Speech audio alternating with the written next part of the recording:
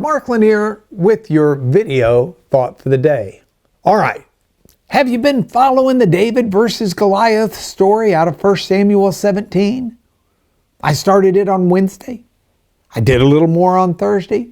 We're going to finish it today. David answers the challenge.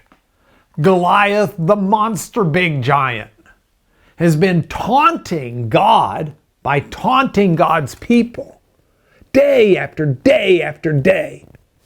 And finally, somebody in God's people stands up and says, it's not really me he's fighting, it's God. And that's David. David, who will become king. So we've been looking at this story as a different type of literature in the Bible that we can study to try to figure out how to apply it to us. And I urge you, just with a prayerful heart, God, give me insight, to read 1 Samuel chapter 17 and see for yourself those verses that jump out at you. I've given you two so far that jump out at me. I want to give you the third one today.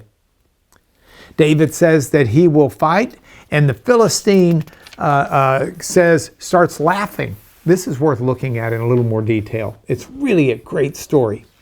The Philistine moves forward and comes near to David.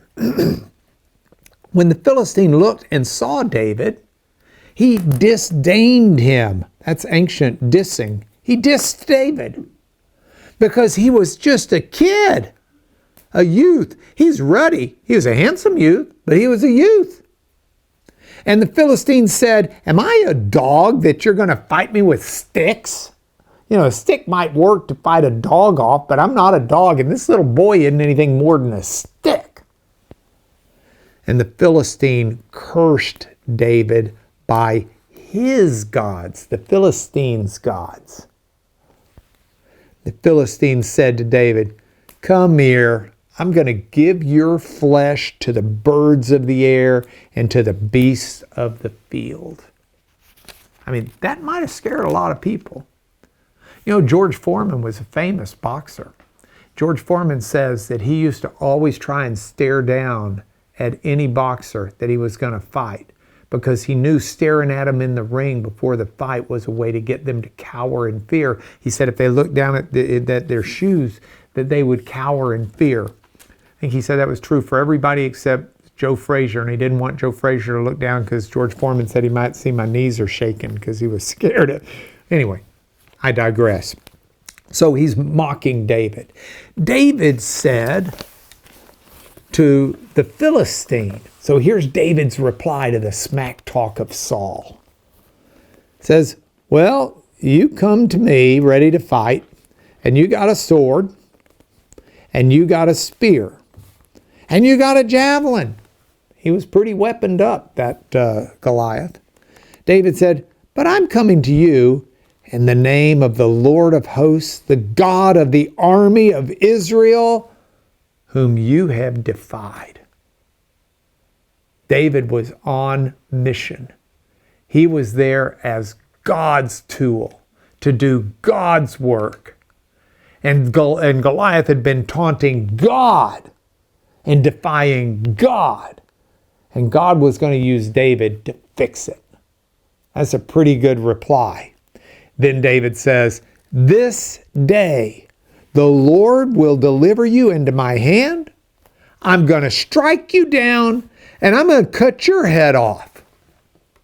And I'm going to give the dead bodies of the host of the Philistines this day to the birds of the air and the beasts of the earth.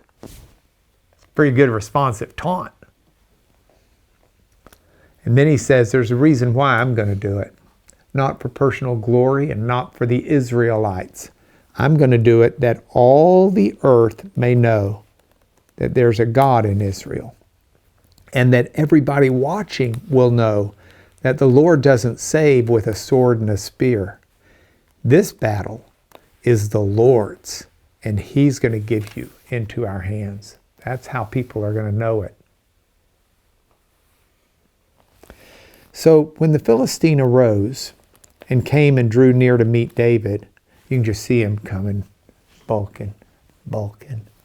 David runs quickly to the battle line to meet the Philistine. David's hauling to him. It's not a chess game for David.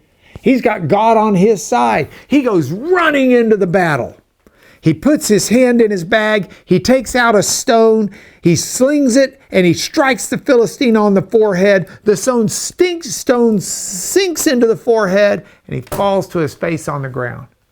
David takes the Philistine's own sword to cut off his head. Now, I love that. David ran into the battle. He knew the battle belonged to the Lord. He didn't have fear. He was eager to see God's hand revealed. I got to be honest with you. There are times in my life where I have gone into battle, and the battle was the Lord's, but I still went in with fear and trepidation. And I look back at how God has won victories in those battles because they were His battles. And I think, what a silly little boy I've been. If I'm fighting for God and God's battles, whatever the giant is in your life, if you've got God on your side, you don't need to have any fear, and you don't need to approach it with hesitation. You can run into that battle because God will win. Now, I'd love to tell you how this applies in your life more specifically, but that's for you to find out by asking God to illustrate it to you, and He will. That's the beauty of Bible study. And that's your video thought for the day.